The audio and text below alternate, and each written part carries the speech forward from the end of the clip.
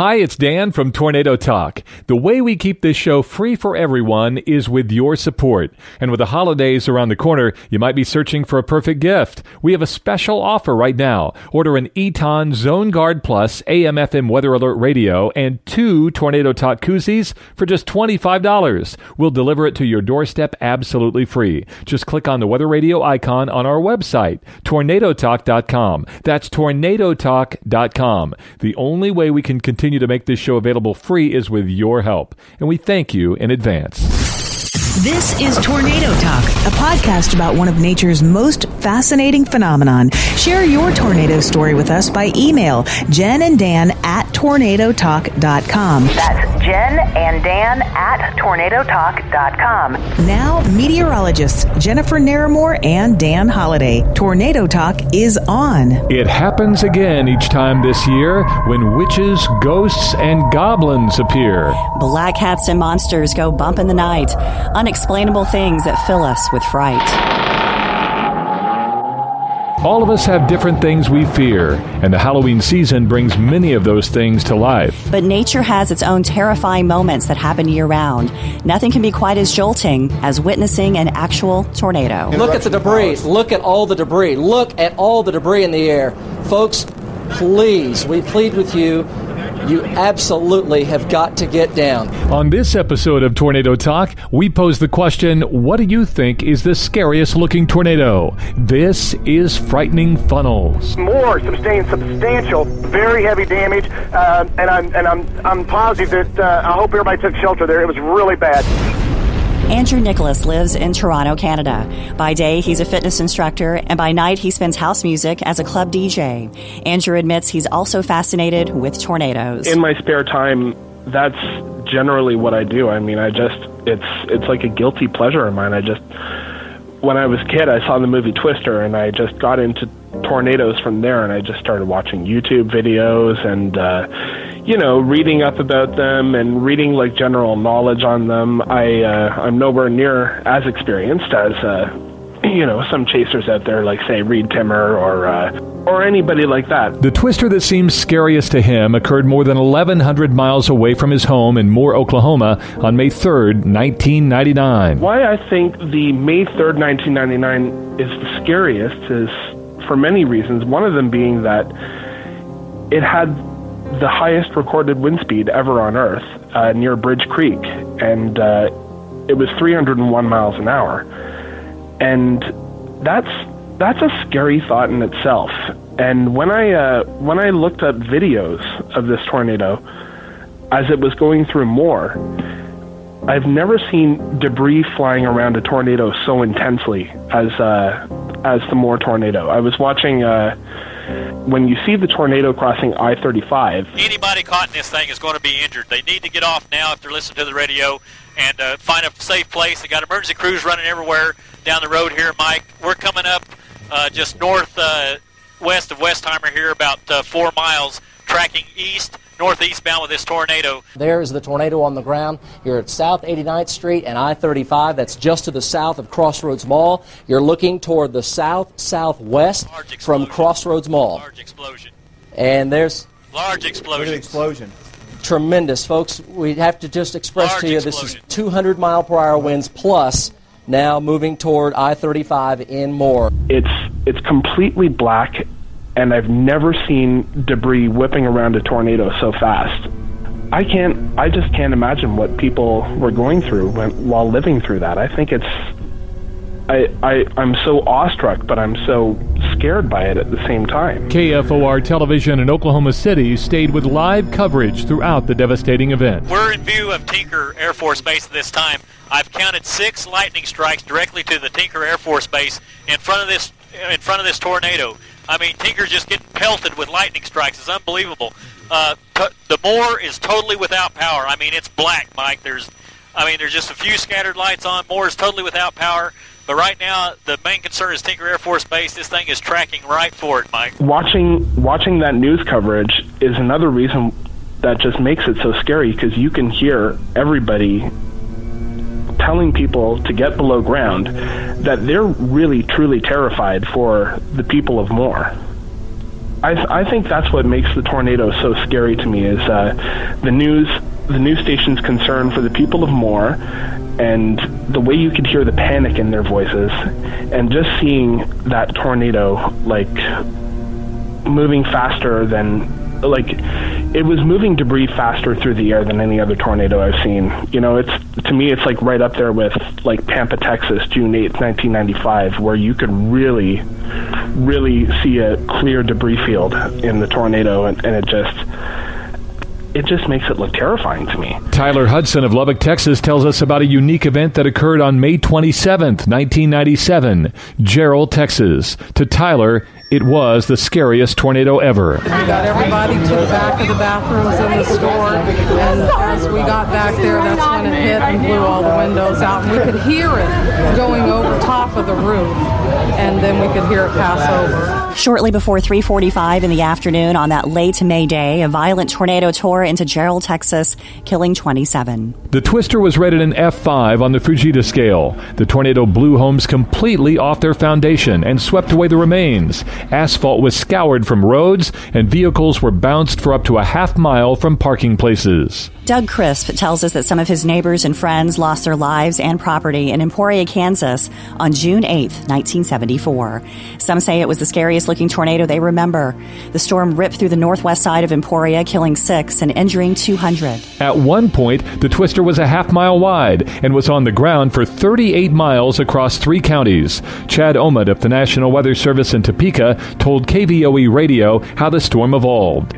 We looked at that date, and we saw an awful lot of activity down in Oklahoma, but that seemed to be along and just ahead of a dry line. And in fact, in looking up further north across Kansas, it really did appear like we had storms that moved along the vicinity of a warm front, as we call it, where we had that low-level wind shear, which helped those storms start to attain rotation in the lowest few thousand feet and produce the tornadoes that they did that day. Ironically, the Emporia, Kansas twister of 1974 occurred on the same day, June 8th, just 8 years after the deadly Topeka, Kansas tornado.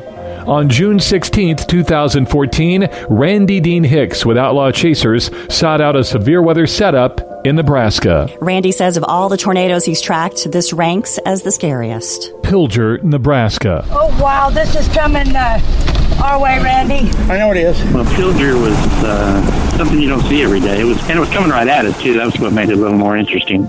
I mean, we put video probes in tornadoes and have been doing that since 2004 in Conway Springs when we done it the first time. And that was our main objective on any good truncated tornado. We try to get in front of it and put a video probe inside of it and film what's going on.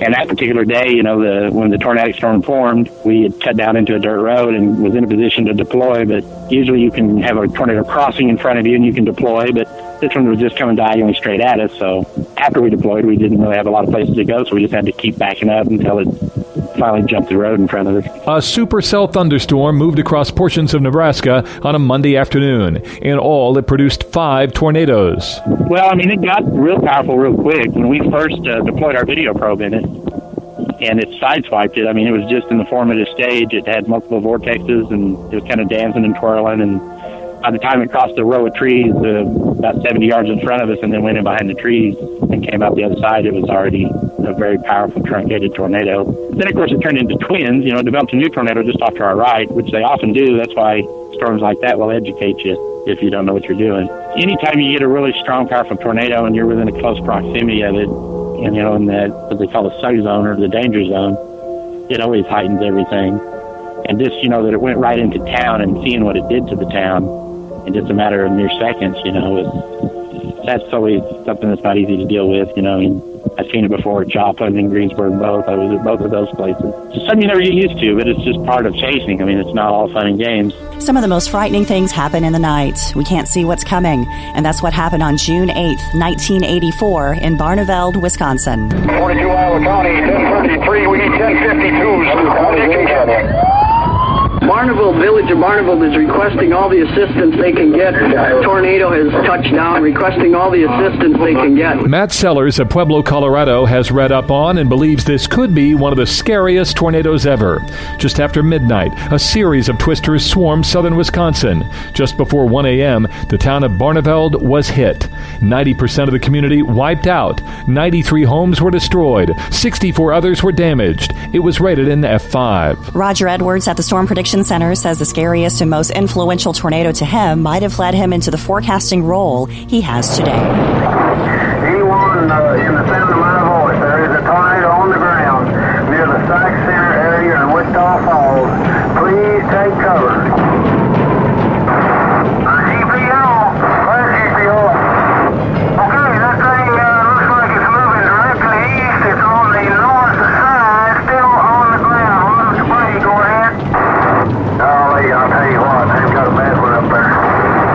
It happened when Wichita Falls, Texas was struck by a twister on April 10th, 1979. It was a tornado so frightening, a film was made about it called Terrible Tuesday. Suddenly the wind was not a wind anymore. It was a very solid force.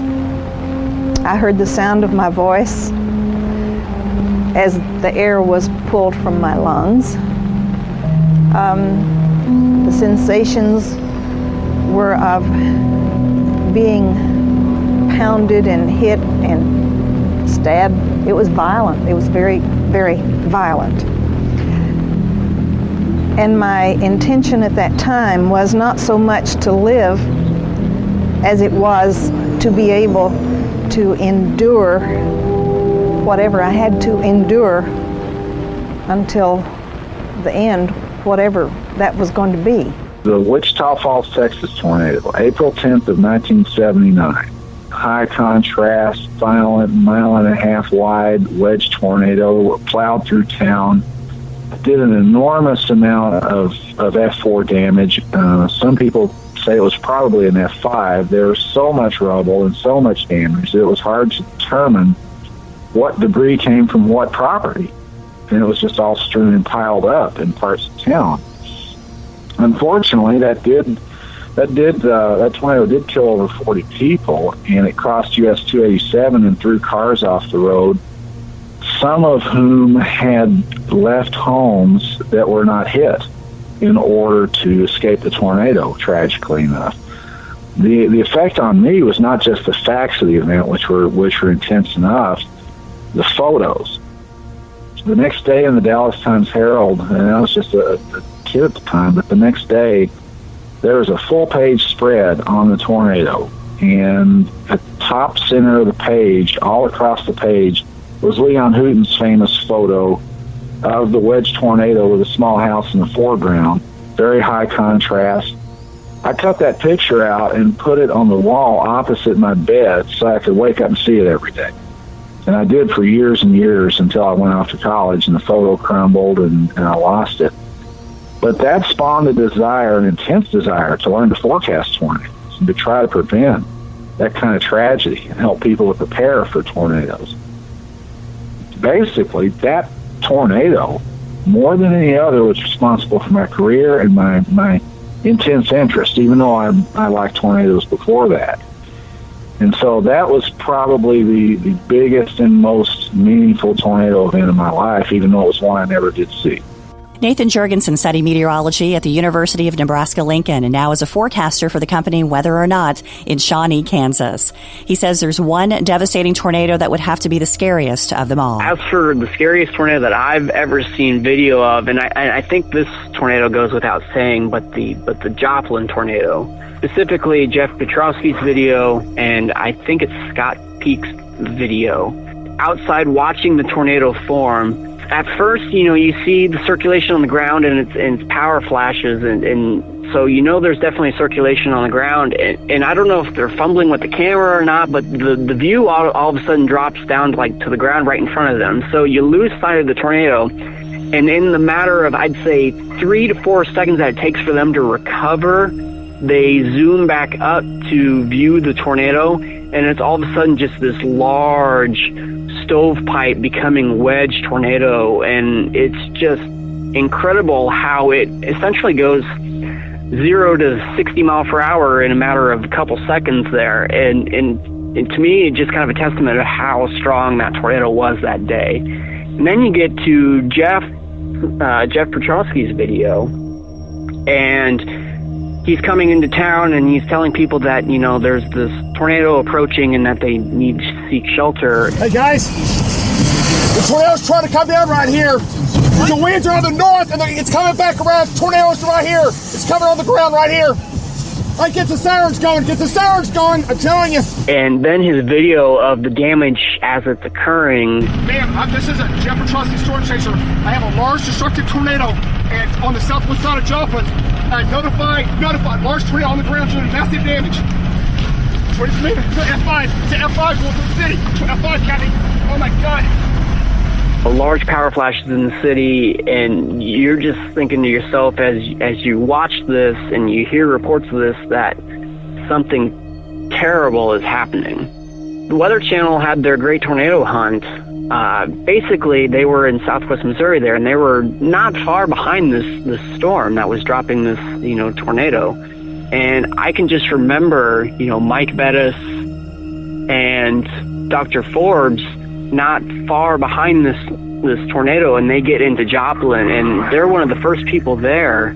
People are just looking for their loved ones. They're looking for family members. If you take a look here at this neighborhood. And just the complete devastation. And I remember just watching live on the Weather Channel, Mike Bettis breaking down. All I can say is it looks very reminiscent of what we saw last month in Tuscaloosa. It's tough. No question about that. And just, to me, that's one of the scariest situations that I've seen. The fact that they saw, you know, that kind of devastation, it just boggles my mind. And like I said, that comes before, this occurred before, you know, I saw my firsthand experience with seeing destruction. And so, you know, not to say that I was comparing it to Joplin, what I saw myself, but just, it was just incredible just to see it firsthand, and the fact that such raw emotion that Mike Bettis showed, you know, on the Weather Channel, and the fact that no one expected this, no one expected to come across this, and the fact that they basically, both him and Jeff in their videos, Jeff Petrowski, had to go into rescue mode, and the things that they saw, and both of them reporting that they came across people who didn't make it. It's been almost an hour now since the tornado. It's 6:45. The tornado's ripped through Joplin, southwest side of Joplin. I've already uncovered about, this is horrible. First thing to come up on is people that didn't make it. And that's just heartbreaking. That's just, it's one of those things where, you know, as a chaser, that's probably your biggest fear, is if you come across something that you can't unsee and that there's just not a whole lot that you can do for them. And at that point, both of those chasers had just kind of one of those things that makes you get a little bit of apprehensive about any kind of chase, especially even what looks to be a potentially big day. You know, it makes you a little hesitant to want to go out and chase because you're fearful that you'll see something like that. But I guess the adrenaline that comes with any kind of chase and is the motivating factor to go out there, and you just pray that you don't see something like that. So, personal experience, scariest tornado I've ever seen, definitely would be Sloan, Iowa. It's actually the Modale, Iowa tornado, October 4, 2013. And then the Joplin tornado would definitely be the scariest tornado that, you know, I've seen on video because of just the close proximity that chasers were able to get and document this, what becomes one of the deadliest tornadoes, you know, in U.S. history, recorded history. What do you think the scariest tornado is you've ever seen? Maybe you have a tornado story you'd like to share. If so, just email us at jenanddan@tornadotalk.com. That's jenanddan@tornadotalk.com. Next on Tornado Talk, 83 confirmed tornadoes tear across 17 states on November 9th through 11th, 2002. 36 lost their lives and more than 200 were injured. Weekend of warnings on episode 25 of Tornado Talk.